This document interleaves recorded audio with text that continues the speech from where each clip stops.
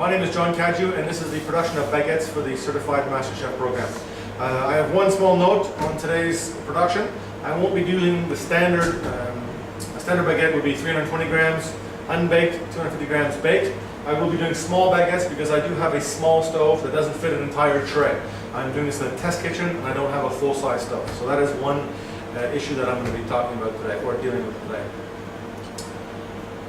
The first thing we need to look at for any kind of production of food is our health and safety and our HACCP points, the hazard analysis of the critical control points.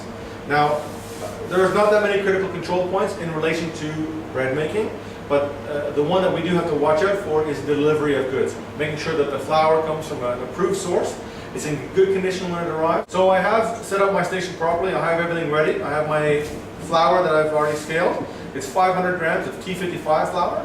It's about 11.5–12% protein. Makes a very, very nice bread, and I have used it in the past, and it was delivered to me from my approved supplier. I have my salt. It's already been scaled, and I have some fresh yeast that I'll be rehydrating. So the first thing that we're going to do is that we're going to rehydrate some of my yeast with a little bit of water.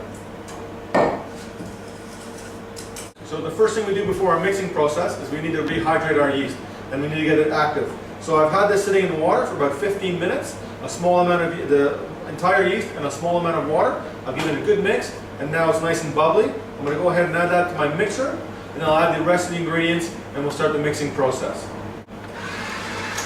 So now we've been mixing for about just over 10 minutes, and we want to see how our gluten has been developed. Now the two elements in the protein in our flour is glutenin and gliadin. Now when those are added to water, you form gluten, which gives our bread our texture and our body and our elasticity.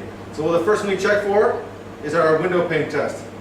So you can see the gluten strands are really, really long there and they're elongated, and I can pull my window out in the flour. So that's a really good sign. So we're ready to go on the table now and do a little bit of kneading. So now we're going to do a little bit of kneading before we go to our first fruit, and we're going to do it on a very, very lightly floured surface. We don't want to add any raw flour to this because the flour hasn't had a chance to add with water and had the gluten development. So we'll add very, very little flour to your table. So now just a quick knead to elongate those protein strands and the gluten a little bit longer, and then we want to just get it going around, stretch it out, making sure that we're getting a good development. And then we want to do a simple rounding of the bread, just coming right around, and then we're going to put it in a bowl over a slightly warm temperature to do our first proof. Dough is double in volume, and now we're going to fold it and then we're going to portion it. Some people say the word punching it down, but we don't want to be that rough with our dough. So we're just going to fold it over and portion it properly. So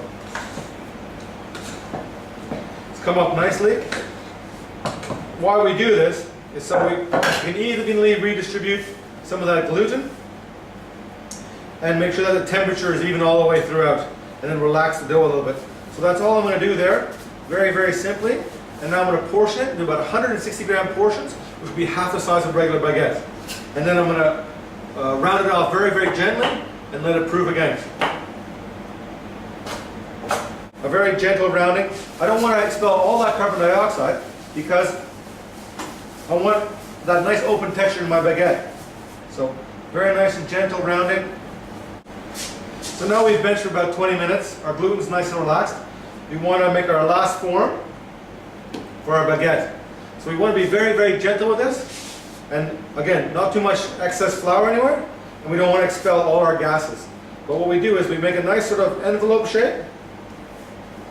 We fold over once. I turn it over. I fold over again. And then very gently I turn over my thumb and I make a cylindrical shape.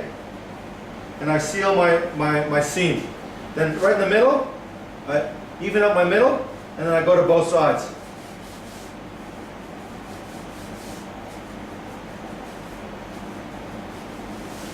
So we've got our nice shape. Now we're going to use this tea towel to do our final proof and hold our last shape.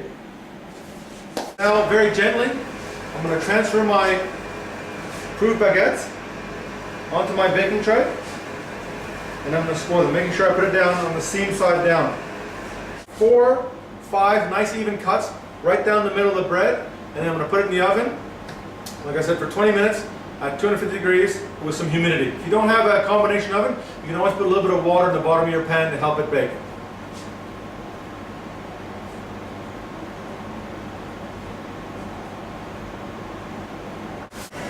So now we're going to take our bread out of the oven and check if it's done.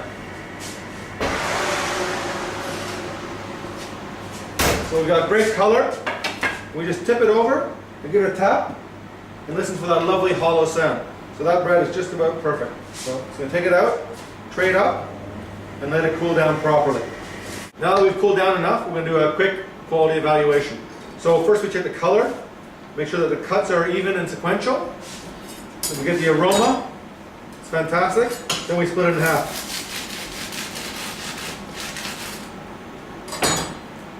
So we see a good distribution of the air pockets, great flavor, and a great crust on it. So all in all, it's a very good baguette.